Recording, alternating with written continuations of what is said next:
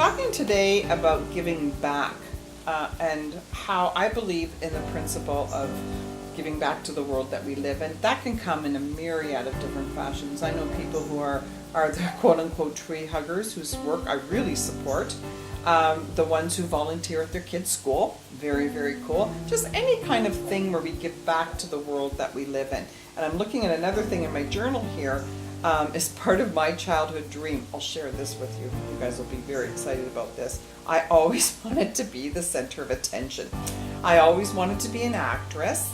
My parents brought me to see a Broadway play in Detroit, Michigan. It was Hello, Dolly, starring Carol Channing. And I remember singing Hello, Dolly with Carol Channing while she's on the stage and thinking, I am so going to do that one day. Well, clearly I'm not, but I am here in front of a camera. There's some form of acting wrapped up around that. I always won public speaking contests when I was a kid.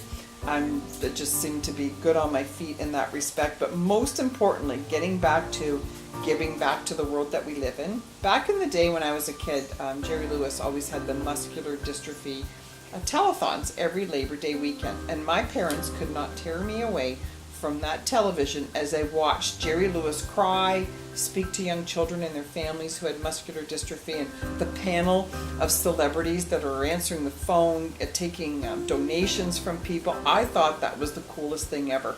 So one year in particular, I decided I was going to have a muscular dystrophy carnival in my backyard in Tilbury, Ontario, Canada, which only had 3,000 people in it. But I was going to do this thing upright. I loved it. I absolutely loved that entire day. We did it on the Saturday of Labor Day weekend. And back in the day, I was only 10, I raised $23.71. And I was never so proud in my entire life to sign over a check. I gave my parents the $23.71 in cash, and my parents wrote a check to the Muscular Dystrophy Society.